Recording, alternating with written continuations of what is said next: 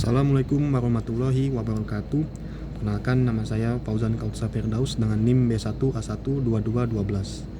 Sebelumnya terima kasih kepada Bu Nurul Lailan SHMH dan Bu Melia Rizky Rizwandi telah memberikan saya kesempatan untuk mepresentasikan hasil video tugas UAS Manajemen dan Kepemimpinan kelas D.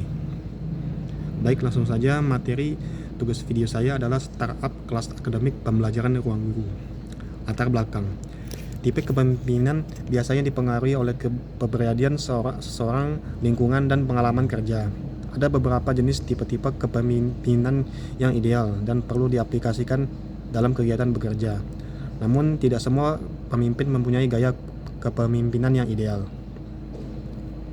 Tipe kepemimpinan saya menyadari bahwa tipe kepemimpinan yang sering saya gunakan adalah kepemimpinan partisipatif atau demokratis. Apa itu partisipatif dan demokratis? Tipe kepemimpinan partisipatif atau demokratis mengutamakan kontribusi orang-orang di lingkungan kerja. Pemimpin kemudian menentukan keputusan akhir, tapi ia mendelegasikan wewenangnya kepada orang lain. Tipe kepemimpinan ini sangat cocok diterapkan dalam bidang medis atau teknologi. Pasalnya, bidang-bidang ini membutuhkan kolaborasi antara tiap anggota agar bisa berfungsi secara optimal. Saya cenderung melibatkan anggota tim dalam proses pengambilan keputusan, memberikan ruang untuk diskusi, dan mempertimbangkan berbagai sudut pandang sebelum mengambil keputusan akhir. Contoh kepemimpinan demokratis. Saat mengikuti kerja kelompok dan menyelesaikan proyek kampus, saya bertindak sebagai koordinator dalam menentukan topik dan pembagian tugas. Saya tidak langsung memutuskan sendiri, melainkan mengajak anggota tim berdiskusi. Kami mengadakan sesi voting untuk memilih topik terbaik. Dalam pembagian tugas pun, saya memberikan kesempatan semua anggota memilih peran yang sesuai dengan kemampuan masing-masing. Namun tetap saya pantau dan bantu apabila ada kendala.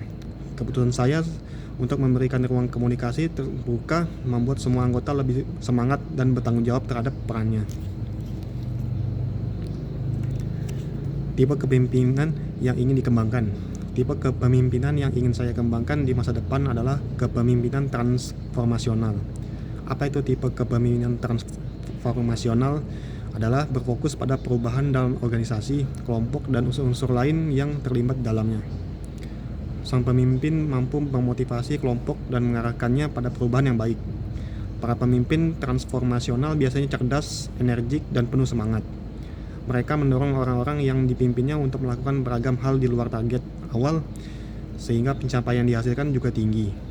Saya ingin belajar untuk lebih visioner, mampu melihat peluang jangka panjang, serta membangkitkan semangat dan potensi terbaik dari anggota tim.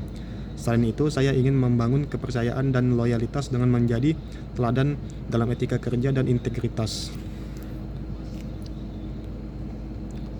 Monolog startup ruang guru, menyosong masa depan bersama untuk startup ruang guru.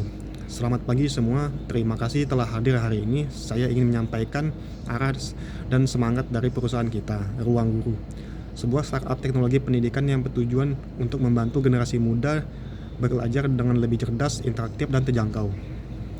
Visi misi perubahan dalam 5 tahun ke depan. Visi, menjadi platform edukasi digital nomor 1 di Indonesia yang mengintegrasikan teknologi, konten, dan komunitas untuk mendukung pembelajaran holistik.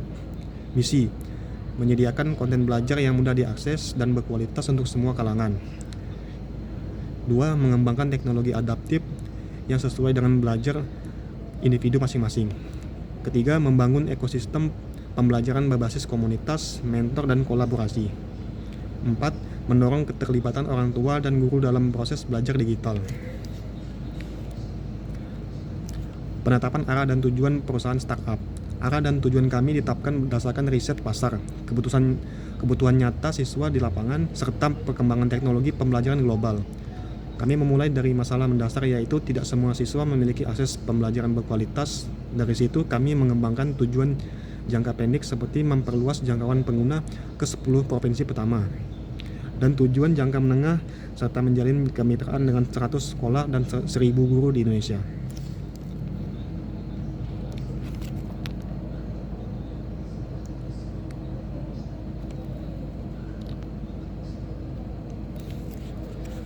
Strategi pengelolaan pegawai untuk mencapai visi perusahaan.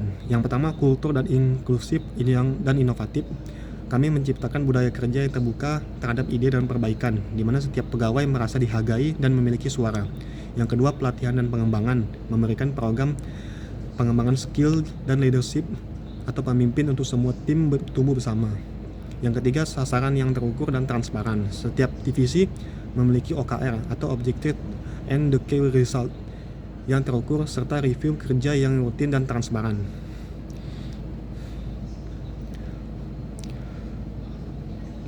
Keempat, reward dan penghargaan.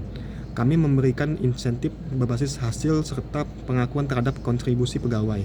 Yang kelima, terakhir, kepemimpinan yang memberdayakan. Sebagai pemimpin, saya tidak ingin memimpin, tetapi juga mendampingi dan memberdayakan setiap individu untuk menjadi pemimpin di bidangnya, seperti mengajari dan membimbing. Kesimpulan,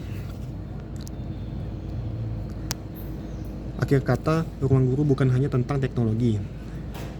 Ini tentang harapan, tentang membangun generasi yang siap bersaing secara global, dan kita sebagai tim adalah fondasi dari semua ini. Terima kasih, mari kita bangun masa depan bersama. Para pemimpin dalam dunia kerja memegang peranan yang sangat penting. Hal ini dikarenakan keberhasilan suatu tim secara langsung maupun tidak langsung dipengaruhi oleh tipe kepemimpinan. Terdapat beberapa tugas penting yang diemban oleh pemimpin seperti mengatur, mengawasi, mengkoordinasi, memastikan produktivitas kerja anggota tim. Tugas ini perlu dijalankan dengan baik untuk mencapai target atau memberikan kontribusi positif bagi perusahaan.